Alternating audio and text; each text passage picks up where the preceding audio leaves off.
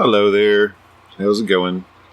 I wanted to do this little snippet about this interesting phenomenon and a recent study that's come out about the Earth's core, which is apparently slowing down ever so slowly, or ever so slightly. And I haven't really seen this go up on any videos yet. So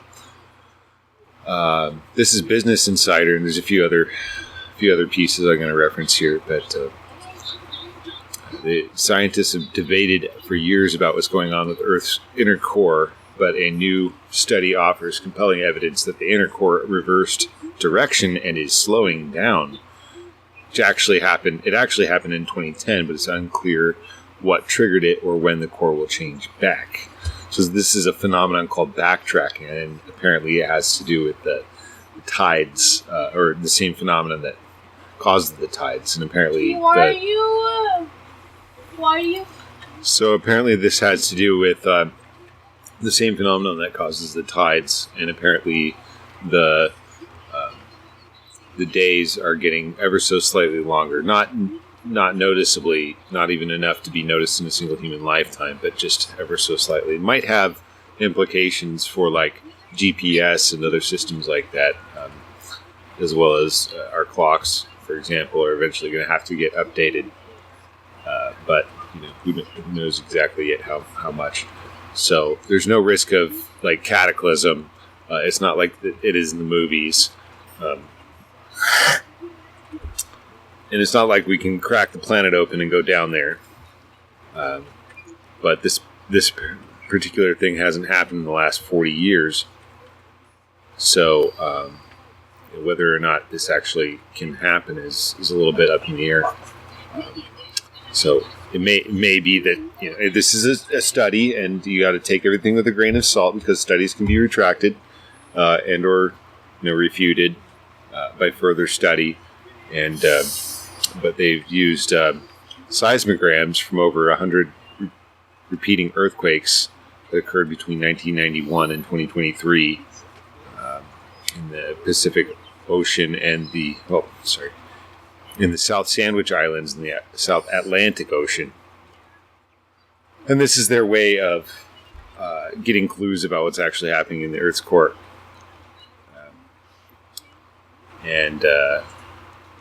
Vidal and the team looked at how well the seismograms from repeating earthquakes correlated with one another,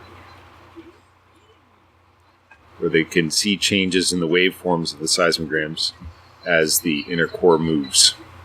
So we're talking about the inner iron and nickel core, which is actually about the size of our moon inside the Earth there.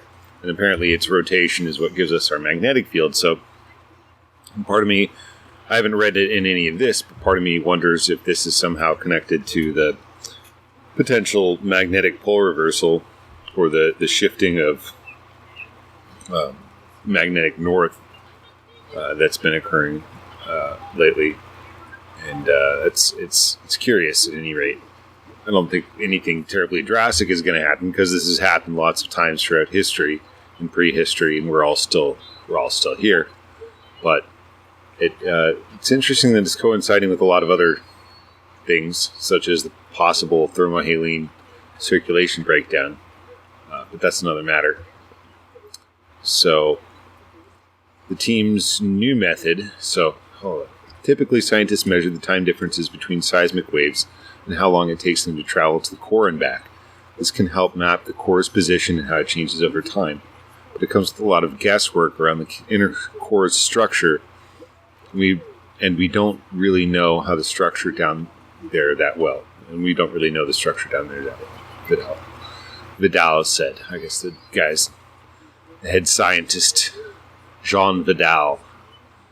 Part of the new research that offers more evidence to the notion that inner core is backtracking.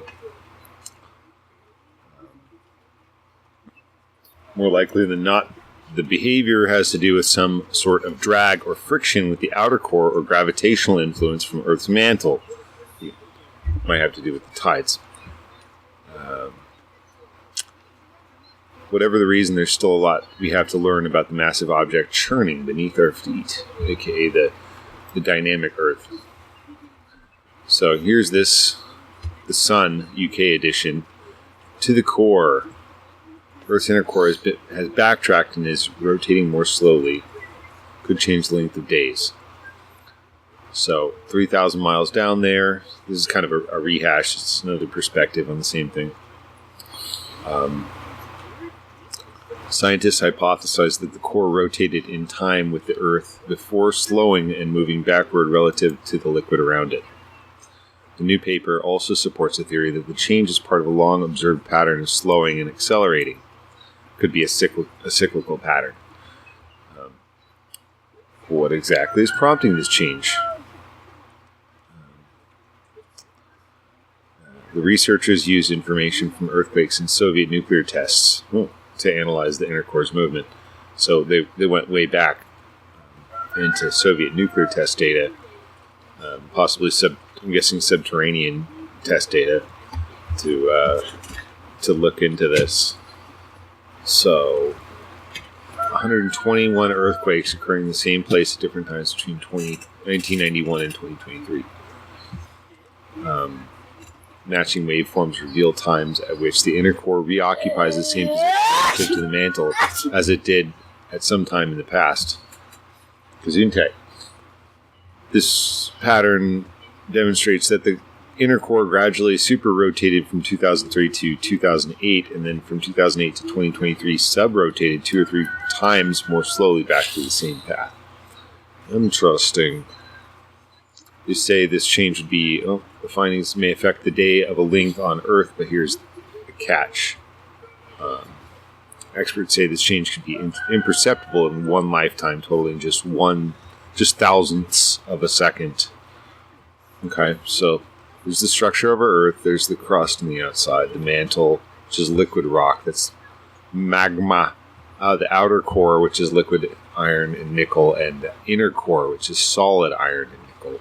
That's what its spin generates the field.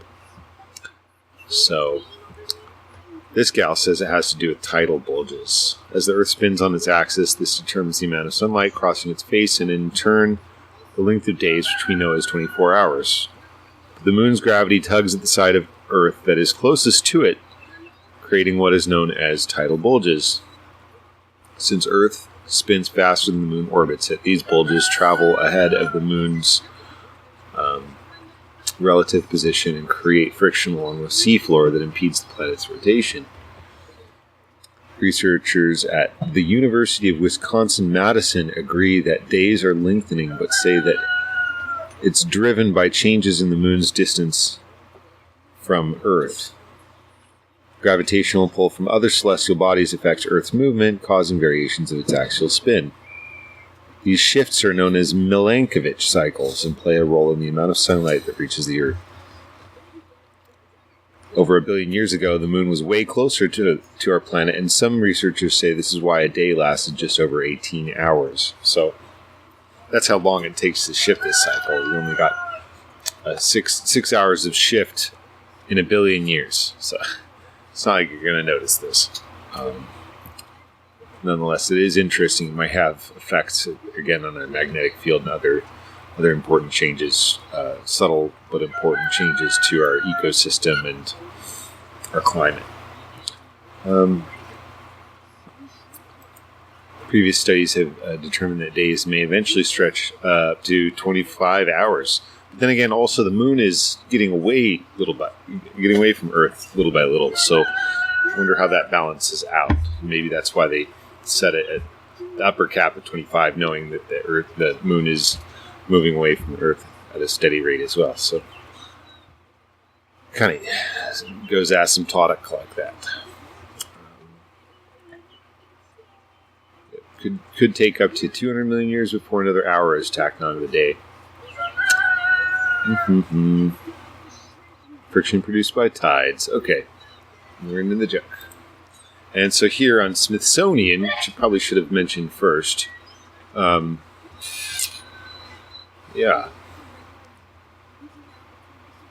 only way to know firsthand would be to take a real journey to the center of the Earth, but that's physically impossible, obviously. So that solid ball of iron and nickel, it's about I spoke wrong, it's about 70% of the size of the moon. Rotates along with the rest of the planet but scientists disagree about whether it might spin at a slightly slower, faster, or equal speed compared to the outer layers. This study was in Nature, so I guess it's pretty well peer-reviewed. Still is capable of being refuted, though. If somebody else is working on this, they have come to different conclusions with evidence, The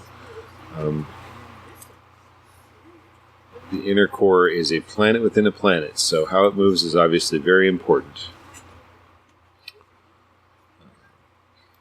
Scientists have been struggling to pin down the specifics of the inner core's motion. The controversy of whether or not the heart of the planet spins differently than the rest of the Earth reignited on January 2023 after Song and others proposed in Nature Geoscience that the core's rotation oscillates on a 70-year cycle. Now, we heard 40 years, alternating between leading and lagging the spin of the planet every 35 years. That's a little closer to 40.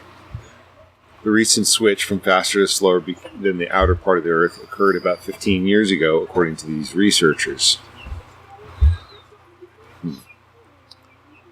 So, not all the scientists who study the interior of the planet agreed, however. Funny, scientists disputing things. Scratchy beard motions. Dong Tian, a seismologist at the China University of Geosciences, and Lenqing Wen, a geoscientist at Stony Brook University, wrote in a comment to the journal Geophysical Research Letters that fluctuations on the surface of the inner core could explain the observed changes, even if the spin was constant. So they think it's fluctuations on the surface of the inner core. So right there, and then, they think that changes, micro changes at the very surface of it could be causing that, not the actual spin changes. And again, there's dispute over whether there's a variation in spin between the inner and outer core. So, anyway, we have no way of directly observing this. So they instead rely on tracking the energy released by earthquakes. Yep. They use a seismometer. We read this. 121 earthquakes from... Okay, so this is saying the same thing as the others. 121 earthquakes originating in the South Sandwich Islands near Antarctica from 1991 to 2023. They were recorded on a seismometer in Alaska. Oh, so they got these. These are rebounding seismic waves from the other side of the planet that were actually measured in Alaska, but they were from the South Sandwich Islands. That's very interesting. I didn't know that. So they're kind of like studying the echoes of these things. When I first saw the seismograms that hinted at this change, I was stumped. Study co-author Jean Vidal, there he is again, an earth scientist at the University of Southern California, says in a statement, but then when we found 24 more observations signaling the same pattern, the result was inescapable. The inner core had slowed down for the first time in many decades. Still, not everyone is convinced. Wen tells Science News that even with the new study, nothing's changed. He maintains that the expanding and contracting of the inner core surface is significant enough to explain the patterns observed in the waveforms. So that's another feature of science. It's like if there's something known that can change, that can explain things without, exotic explanations. I'm not sure how exotic changes in the surface of the inner core versus spin changes in the inner core. It's a debate between experts. Most people don't know. They just don't know. Compared to these guys that make it their lives to know. Debates like these tend to polarize the scientific community, but I'm going to butcher this. Voje Tkalchik,